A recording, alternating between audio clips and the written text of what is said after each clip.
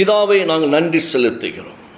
இன்னைக்கு காலையில் தேவன் கொடுத்த ஒரு உன்னதமான வார்த்தை என்ன அப்படின்னா, தானியேலின் புத்தகம் 12ஆம் அதிகாரம் 3ஆம் வசனத்தில், ஞானவான்கள் ஆகாய மண்டலத்தின் ஒளியைப் போலவும் அநேகரை நீதிக்கு உட்படுத்துகிறவர்கள் நட்சத்திரங்களைப் போலவும் என்றென்றைக்கும் சதா காலங்களிலும் பிரகாசித்து கொண்டே இருப்பார்கள்.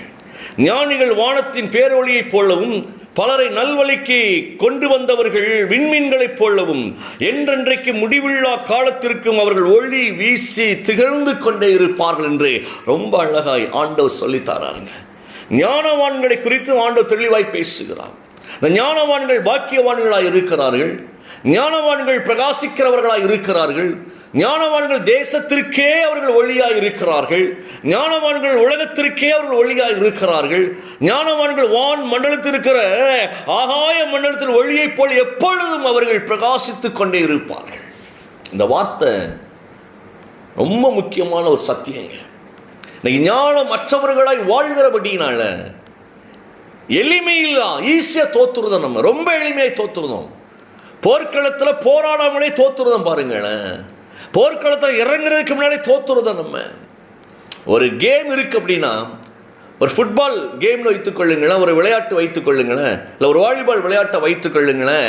அப்படியே நம்ம ஸ்க்ரீனில் பார்த்து பார்த்து பார்த்து மற்றவர் விளையாடுவதை அப்படியே ரசித்து ரசித்து ரசித்து அதில் கொஞ்சம் வெறியாக வீட்டில் உட்காந்து கொண்டே டிவியிலையோ இல்லை உட்காந்து ஏதோ ஒரு விதத்தில் பார்த்து நம்ம என்ன செய்யறோம்னா நம்மளே விளையாடுற மாதிரி நினைச்சு தோத்து போயிருந்தோம். பாருங்களேன், களத்தில் இறங்காமலே நம்ம பாதிக்கப்படுகிறோம், களத்தில் இறங்கி போராடாமலே பாதிக்கப்படுகிறோம். இறங்குவதற்கு முன்பதாகவே நம்முடைய இருதயமானது பல காரியங்களில் சோர்ந்து போய் விடுவதை பார்க்க முடிகிறது. ஆனால் வேதம் ரொம்ப அழகாய் சொல்லுகிறது, ஒரு ஞானவான் சகல காரியத்திலும் அவன் இறங்கி நீந்தி ஜெயித்து கொண்டே இருப்பான் என்று சொல்லி. நல்ல கவனிங்க இந்த வார்த்தையை.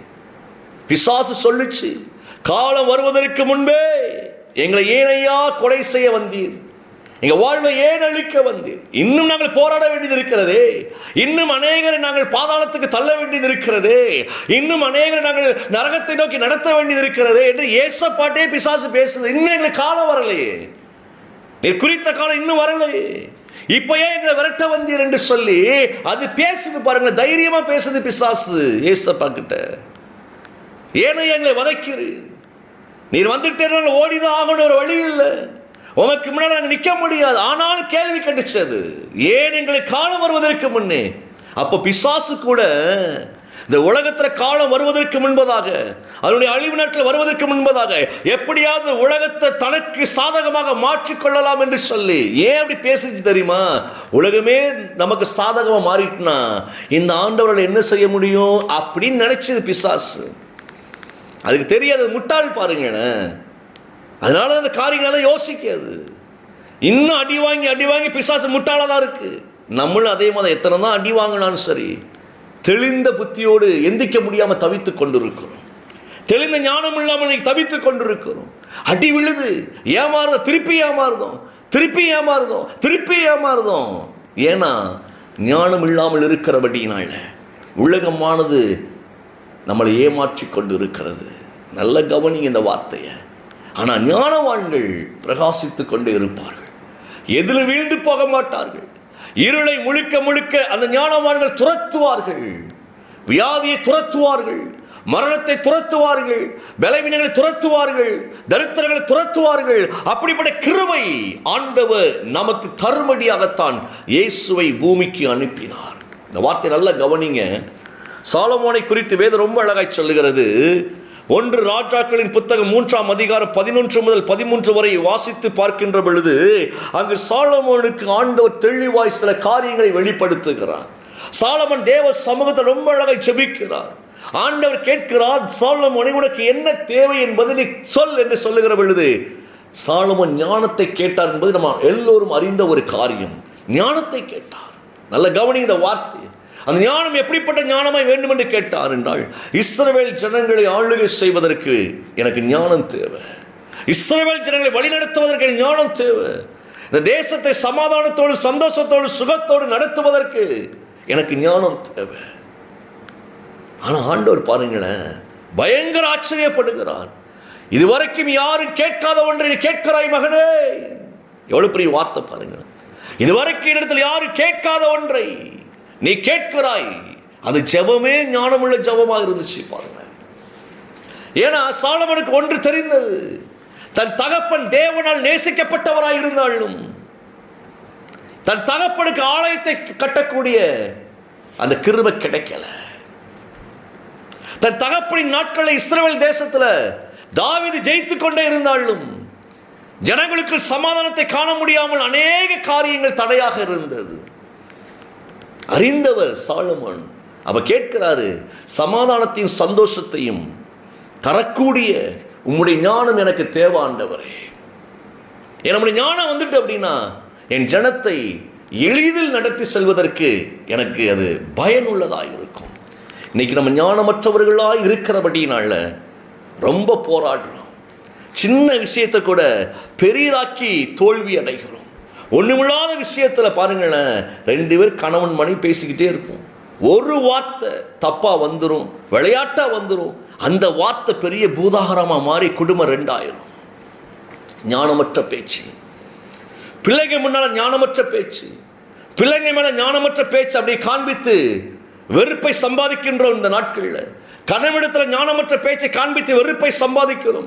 மனைவிடத்தில் ஞானமற்ற பேச்சை பேசி வெறுப்பை சம்பாதிக்கிறோம். குடும்பம் முழுக்க முழுக்க முழுக்க வீழ்ந்து போக காரணம் என்னவென்றால் ஞானமற்ற செயலும் பேச்சுமாய் இருக்கிறது. ஏசப்பட்ட ரொம்ப தெளிவா நம்ம நிற்கணுங்க. நம்ம ரொம்ப தேவை ஞானம்.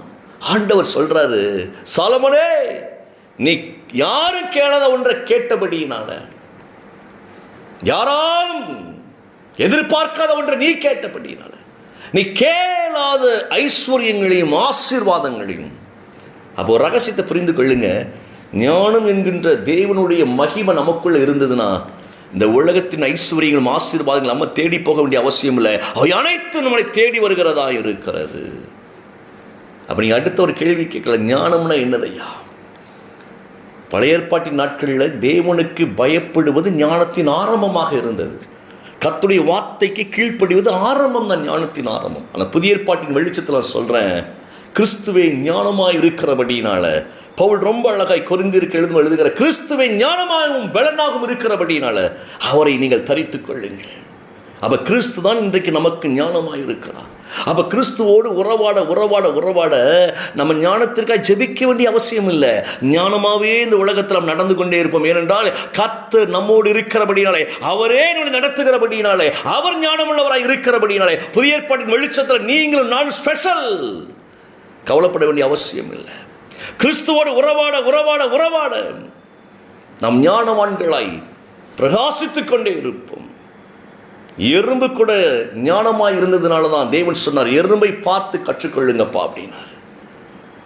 ஏசப்பா சொல்றாங்க, சாலமோன் ஞானத்தை பெற்றுக்கொண்டாலும் கூட சாலமோனிலும் பெரியவராகிய நான் இங்கே இருக்கிறேனப்பா அப்படிங்கிறார். ஸோ சாலமோன் தேவன் ஞானத்தை பெற்றுக்கொண்டாலும் அந்த சாலமோனை விட பெரியவர் நான் இருக்கிறபடினால நீ பயப்படாத.